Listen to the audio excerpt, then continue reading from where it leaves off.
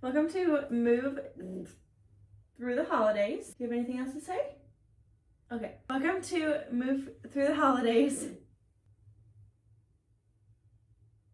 Welcome to Move Through the Holidays. Today we're going to do a really quick focus on the hinge and how this differs from a squat. So we're just going to start standing today. It does help if you have a stick, a broom, a Swiffer, something like that to give you a little bit more of an external cue, but I'm going to just do it with body weight today. So you could do it either way, but a stick is helpful. So yeah, grab your stick, let's start standing, and let's build some stability for your hypermobility. So we already worked on our squat, right, which is our hips back, knees forward. If you haven't done that video, go back to yesterday and try that out.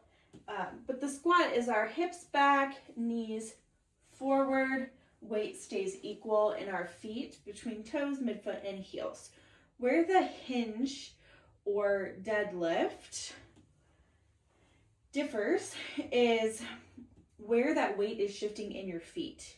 So it looks a little bit similar as far as your hips back, but there's, for a Russian deadlift, which is what we're gonna, like, as far as our hinging pattern, there's much less knee bend, right? We don't want our legs like locked out either where we're doing this.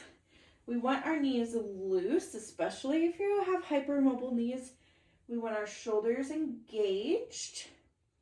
We want our hips back and our knees back. Then we push through the floor. So if we're focusing on our feet, the weight in our feet should shift from our whole foot, a lot of midfoot, to as we hinge, our weight is going back towards our heels. Our toes aren't coming off the ground, but when you're first learning this movement, your toes might come off the ground a little bit, but our goal is to get away with that. But more weight going back. So we start with our shoulders, stand about hip width apart, knees loose, hips back, hinge in our hips. Weight is back farther in my feet. I feel a little pull down the back of my leg. And then you come back up. So what you can do is stand in front of a chair if you want that external feedback. You don't have to do it in front of a chair. But having something like around knee level can be helpful if you have trouble learning this one, because it's a complicated movement. It's normal for it to be completely like hard, and it takes practice. Totally normal. So shoulders, knees loose, hips back, and then I just go until my knees touch the table. Push through the ground, my weight shifts back forward, come back up. No squeezing at the top, we're just weight shifting in our feet. Where people go wrong with this one is a couple different things. One, they turn it into a squat. So that's that, hips back, they bring their knees forward a little bit too much. Now there's different types of deadlifts that allow you to do that. For what we're focusing on right now, we're just separating the two: hinge, squat. We did squat yesterday, we're doing hinge today. So there should not be as much knee bend. Second error people make is not engaging their shoulders and then leaning down. So it becomes, right, like we can come down to the floor, but that doesn't mean we're engaging the muscles we want. So we want to imagine that you're fused from your shoulders to your hips. So then when we are moving, we stop here versus, yeah, my hips are going back, but now I'm doing it with my back. So knowing where you feel it can also tell you if you're doing it correctly. You may not feel a lot until you add load to it, but as far as the pattern itself, it really shouldn't hurt anything. It should feel very minimal, maybe a little stretch in the back of the hamstrings. So we have, don't bend your knees too much.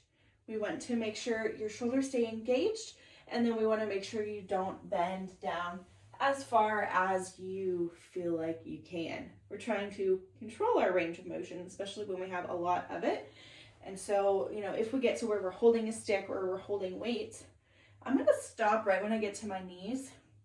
Even if I can go farther, that's where I'm going to start as I'm learning this movement. And as you get more comfortable with it, depth can increase. I'm going to show you one more trick to help you find this if this feels confusing. Let's grab a blanket, a long blanket, and I'm going to show you a quick trick. So we're going to take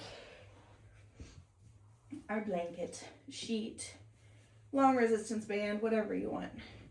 We're just going to wrap it over your shoulders like this, like a cape. And then we're just going to pull the edges up so that our arms can come out. Okay, so we're here and here. So we have two straps, okay? We want to take out the slack. So we're just going to pull forward until we have kind of a handle. Take it in your back. Crisscross. Hold here and press down. So we want to make sure it's even right here, okay? That's going to help us make sure your shoulders are engaged. It feels silly, but it can make a big difference. So if you do your hinge before, add this, you're going to squeeze here. That's going to help us make sure we're kind of fused from our shoulders to our hips. And then we're going to hinge while you're pushing down the whole time. And I feel stable in my core, and I feel more work in my hips. So what I recommend for this is just spend some time practicing. In this series, we're not going to load it up, but it's good to know those differences between a squat and a hinge, and we can use that in other exercises.